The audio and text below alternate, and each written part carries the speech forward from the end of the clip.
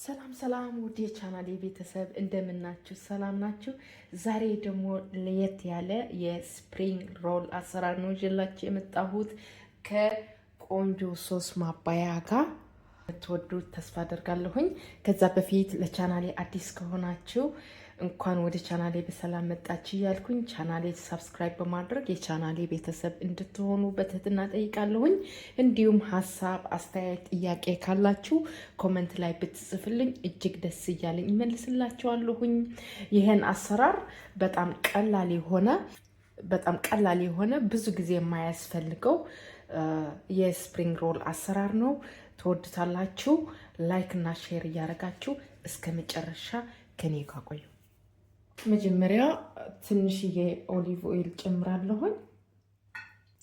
ዘይታችን ትንሽ ከጋለልን በኋላ ቀይ ሽንኩርት አለን። አንድ ቀይ ሽንኩርት ነው የተጠቀምኩት። ከዛ አዋህደዋለሁ፣ በደንብ አድርጌ አማስለዋለሁ።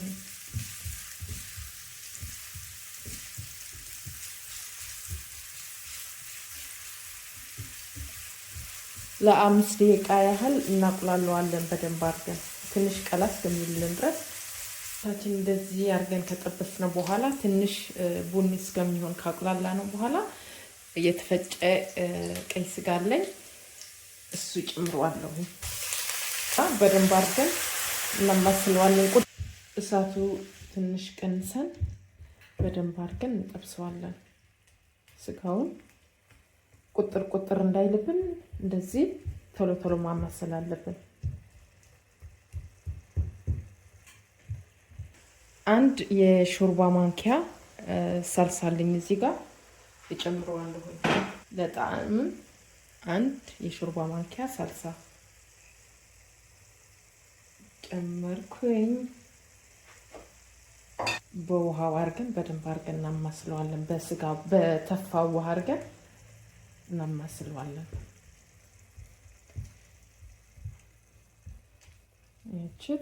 አንድ የፈረንጅ ቃሪያ እጨምራለሁኝ በደቃቁ የተከተፈ። በጣም ቀላል የሆነ አሰራር ነው፣ ትወዱታላችሁ። እንጀራ ከሌላችሁ ቤት እንደዚህ አድርጋችሁ በቀላሉ ሰርታችሁ መመገብ ትችላላችሁ።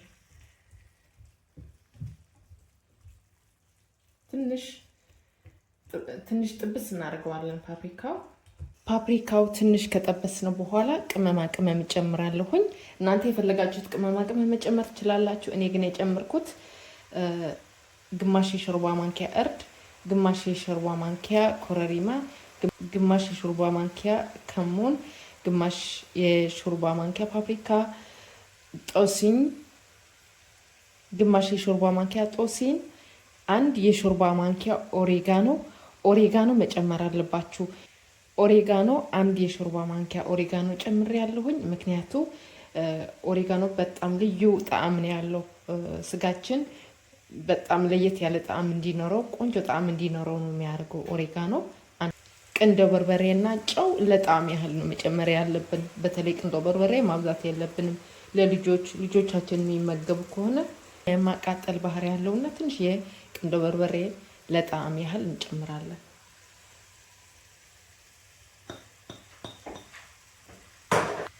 ታውቃላችሁ፣ ወጥ ቅመም ነው የሚያባላሸው፣ ቅመም ነው የሚያጣፍጠው።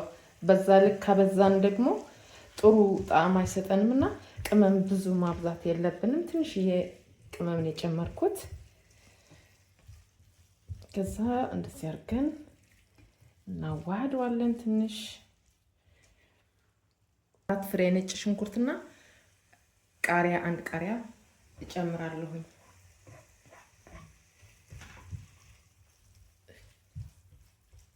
ትንሽ ነጭ ሽንኩርቱ ከተቁላላ በኋላ የአገር ቤት ቅቤ አንድ የሻይ ማንኪያ የአገር ቤት ቅቤ እንጨምራለን። ያርገን በደንብ አርገን ከጠበስነው በኋላ የፐርስሊ እንጨምርበታለን። በስተመጨረሻ ነው ፐርስሊ የምንጨምረው፣ ብዙ እሳት አያስፈልገውም። ፐርስሊና የጥብስ ቅጠል እንጨምራለን። በስተመጨረሻ ነው የምንጨምረው። ፐርስሊውና የጥብስ ቅጠሉ ስጋው ከበሰለ በስተመጨረሻ ብትጨምሩት በጣም አሪፍ ነው። ምክንያቱም ፐርስሊ ብዙ እሳት አያስፈልገውም። የጥብስ ቅጠልም እንደዛው ብዙ እሳት አያስፈልገውም። አሁን ይበቃዋል። ይሄን ይመስላል። አሁን ይበቃዋል። አሁን ወደ ቀጣይ ስራችን እንሄዳለን። ትንሽ ለ5 ደቂቃ ያህል መቀዝቀዝ አለበት። ስጋችን እስከሚቀዘቀዝልን ትንሽ ሶስ እናዘጋጃለን። አሁን ማባያ የሚሆን ሶስ እናዘጋጃለን። እርጎ ሶስ የሚበቃችሁም ራሳችሁ ለክታችሁ ብትጨምሩ በጣም አሪፍ ነው። እኔ እርጎ ተጠቅሜያለሁኝ። ማዮኔዝ 1 የሾርባ ማንኪያ ሰሊጥ ጨምራለሁኝ። 1 የሾርባ የተፈጨ ሰሊጥ እንጨምራለን። ኦሪጋኖ ትንሽ የቅንዶ በርበሬ ለጣም ያህል፣ የወይራ ዘይት ኦሊቭ ኦይል ትንሽ የጨው፣ ከዛ በደንብ አድርገን እናዋህደዋለን። ላይክ እና ሼር እያደረጋችሁ እንዳትረሱ። ገቻለሁኝ እይት እንዴት እንደሚያምር። ከዛ የሚያስፈልገን ሶስ እዚህ ጋር እናስቀራለን። ሶሳችን ላይ ትንሽዬ በርበሬ እንጨምራለን። እዚህ ላይ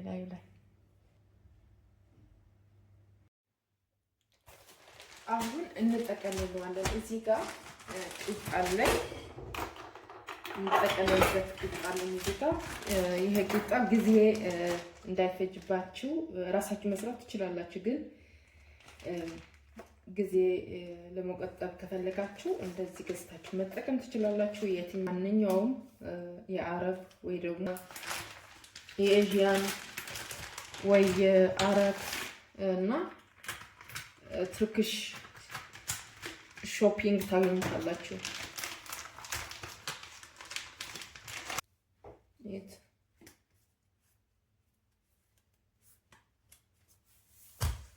የሚያስፈልገኝም ለአሁን ወስዳለሁኝ።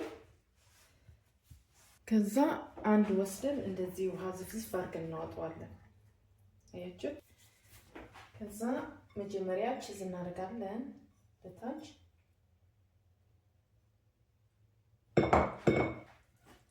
ከስጋችን ወስደን እንደዚህ ቁጭ እናደርገዋለን።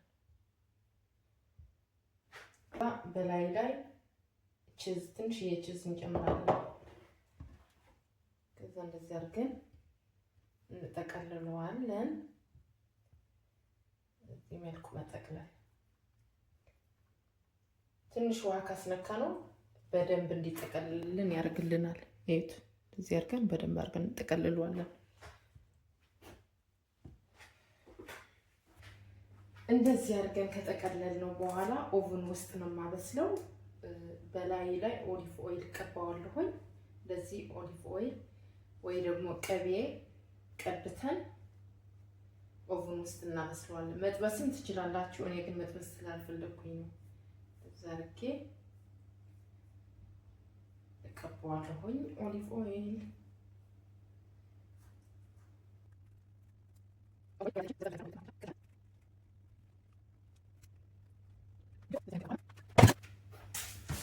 እቺት እንደዚህ አድርገን ከቀባነው በኋላ ኦቭን ውስጥ ከተን እናበስለዋለን። እንግዲህ ውዶችዬ ስፕሪንግ ሮል ይሄን ይመስላል። እዩት። ድርቅ ያለ ቀላል የሆነ ብዙ ጊዜ የማይፈጅ እዩት። በጀርባው መጥበስም ትችላላችሁ ትንሽዬ ዘይት አድርጋችሁ። ግን እኔ ይሄን ቆንጆ ስላገኘሁት በዚህ መልኩ ነው የሰራሁት። ኦቭን ውስጥ ቡን እስከሚሆን ድረስ ማብሰል አለብን፣ እያየን ማለት ነው። ከለሩ ትንሽ ቡኒ ከሆነ ማውጣት አለብን። ይበቃዋል። እዩት እንዴት እንደሚያምር። አሁን ውስጥ እንቆርሰዋለን። ትኩስ ስለሆነ ትንሽ ያቃጥላል። ትንሽ መቀዝቀዝ አለበት። የት እንደሚያምር እዩት። ትኩስ ስለሆነ ትንሽ ውስጥ ቆርሰን እናየዋለን። ኦ ጋድ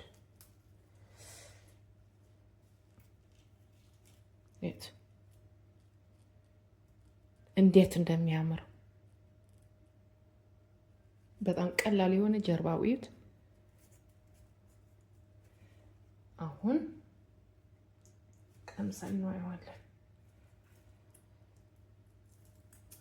እጆች ድርቅ እስከሚል ድረስ እዩት። እንደዚህ ማብሰል አለባችሁ።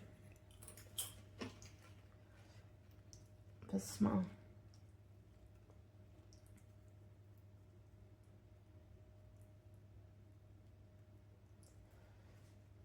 እንብላ። እዩት ሶሱ ትኩስ ስለሆነ ኡፍ እያልኩ ነው የምበላው። በጣም ነው የሚጣፍጠው። ቁጭ ብዬ ልብላ። እንግዲህ ለዛሬ ይዤላችሁ የመጣሁት የስፕሪንግ ሮል አሰራር ይህን ይመስል ነበር። እንደወደዳችሁት እንደጠቀማችሁ ተስፋ አደርጋለሁኝ። ቪዲዮ ከወደዳችሁት ላይክ፣ ሼር፣ ሰብስክራይብ ማድረግ አትርሱ። በተለይ ላይክ እና ሼር አድርጉ። ላይክ እና ሼር ስታደርጉ ቪዲዮ ወደ ሌሎች ሰዎች እንዲደርስ ስለሚረዳኝ ላይክ እና ሼር ማድረግ አትርሱ። ይህን ቪዲዮ እንደወደዳችሁት እንደጠቀማችሁ ተስፋ አደርጋለሁኝ። ለዛሬ ይዤላችሁ የመጣሁት የስፕሪንግ ሮል አሰራር ይህን ይመስል ነበር። በሌላ አዲስ እና በጣም ቀላል የሆነ ለየት ያለ የምግብ አሰራር እስከምንገናኝ በያላችሁበት የዓለም ዳርቻ ሰላማችሁ ብዝት ይበልልኝ። ለዛሬው ቻው ቻው።